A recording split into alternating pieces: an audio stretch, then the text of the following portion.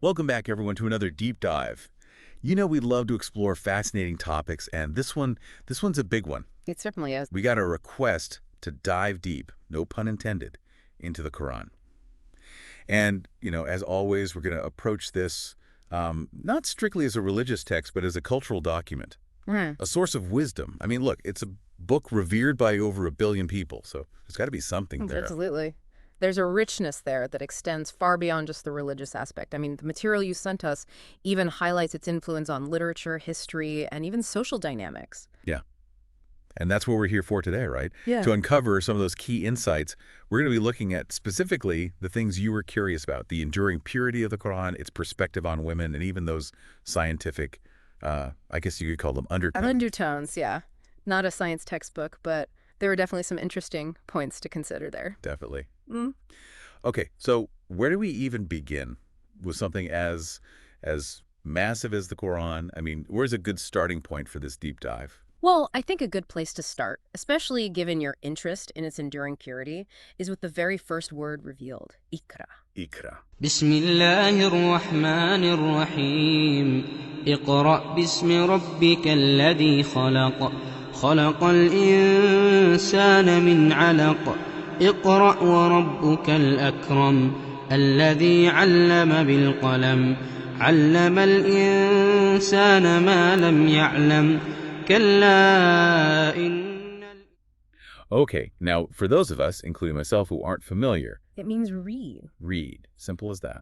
Simple, but incredibly profound. It's a command, not a suggestion. Right from the beginning, the emphasis is on seeking knowledge, on actively engaging with the world around you.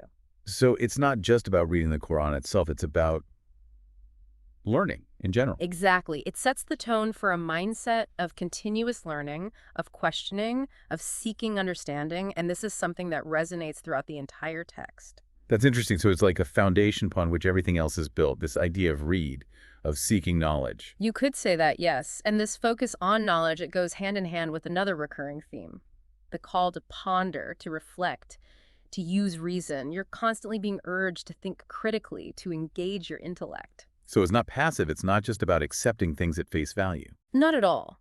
It's about actively seeking meaning, understanding the why behind the what. And this is interesting, right? Because for many Muslims, education isn't just a path to a career or personal fulfillment. It's deeply tied to their faith, to their understanding of the world. Precisely. It becomes a spiritual obligation, a way to better comprehend God's creation and their place within it. It all comes back to that first word, read. It's almost like a key to unlocking the whole thing.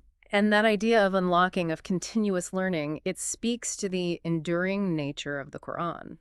It's a text that encourages a lifelong journey of intellectual and spiritual growth, which remains relevant no matter the era or context. That's powerful. Okay, so we've got this foundation of knowledge seeking, of critical thinking, of continuous growth. What else, what other key aspects did you come across in the material? Well, let's shift gears a bit and talk about something you were particularly interested in, women's empowerment. This is where the Quran, particularly in the context of 7th century Arabia, presents a perspective that might surprise some. Yeah, I was reading about that. It seems like a pretty stark contrast to what we typically associate with that time period and region. It is. The Quran introduced specific rights for women, rights that were, for their time, quite revolutionary. Give me an example. What kind of rights are we talking about? Well, for starters, the right to inherit property, Hmm. to own assets independently, to have a say in their marriage. These were significant shifts from the prevailing norms. And those are all like legally recognized rights within the Quran. Yes, they are laid out explicitly. Huh. That's pretty groundbreaking for that era. It was. And it's not just about legal and social rights. Think about Maryam, or Mary, the mother of Jesus. Oh, right. She's actually mentioned by name in the Quran, right? She is. The only woman to be named, in fact. And there's an entire chapter dedicated to her story. It highlights her piety, her strength, her role as a chosen woman. So she's presented in a very positive light. بسم Chosen woman. So she's presented in a very positive light. Absolutely. And that focus on her, it sends a powerful message about the potential and significance of women within the faith. It does. It's like holding her up as an example, right? As a role model. You could see it that way, yes. And beyond her individual significance, there are verses that directly address the equality of men and women in the eyes of God, particularly in matters of faith and reward. You mean in terms of their spiritual stance? Exactly. There's a verse that says, men and women are equal partners in faith and reward. This notion of spiritual parity is very clear. So when you consider the historical context, the Quran really did make some significant strides in elevating the status of women. It did. It gave them a voice, affirmed their dignity, recognized their contributions to both society and spiritual life. It challenges a lot of the stereotypes that unfortunately persist to this day. Okay, so that's the women empowerment angle, it's pretty fascinating to see laid out like that. What else did your research uncover? Well, your sources also highlighted a core belief surrounding the Quran, its remarkable preservation. Right, right. That it's remained unchanged since its revelation over 1,400 years ago. Precisely. The belief is that the Quran we have today is the exact same text, word for word, that was revealed to the Prophet Muhammad. No revisions, no updates, no diverging additions. And this belief is central to the faith, right? Eh. I mean, it's a cornerstone of how Muslims view the Quran. It is, and it's reinforced by a pretty incredible phenomenon, something you might have heard of, the Hafiz. Oh yeah, the people who memorize the entire Quran. Exactly. Millions of people across generations who have committed the whole text to memory. It acts as a living testament to its consistent preservation. That's wild. So you have this oral tradition, this chain of memorization that stretches back centuries, and then you have the meticulously documented written manuscripts as well. It all points to this remarkable continuity of the text. And that unchanging nature, it's crucial for understanding its authority, the consistency of its message for believers worldwide. It's a source of stability, a fixed point in a world that's constantly in flux. That makes sense. So we've covered the emphasis on knowledge, the empowerment of women, the preservation of the text.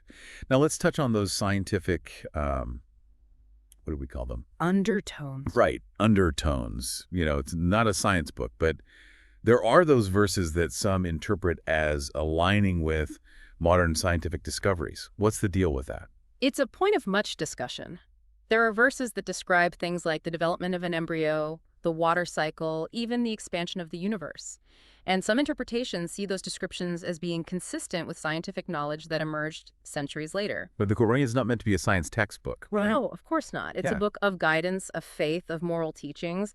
But the presence of these verses that resonate with scientific knowledge is seen by some as further evidence of its divine origin, that it contains knowledge that was beyond the scope of 7th century Arabia. It's like a glimpse into something beyond human understanding at that time. In a way, yes. But ultimately, it's up to each individual to interpret those verses and their significance. So for our listeners out there, it's important to remember that the Quran isn't a science book.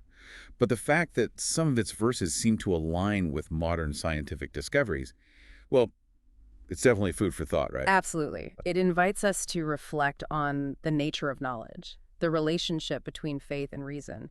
It sparks fascinating conversations. That's what we like to do here on the Deep Dive, right? Spark those conversations, get people thinking. Exactly. All right, so we've covered a lot of ground here today. We've explored this idea of seeking knowledge as a core principle of the Quran, the historically progressive stance on women's rights, this remarkable belief in its perfect preservation over centuries, and even touched on those intriguing scientific parallels. And through all of this, it's clear that the Quran is a text that continues to have a profound impact on the lives of millions, even billions, around the world. It does. So to wrap things up, I'd like to leave our listeners with something to ponder.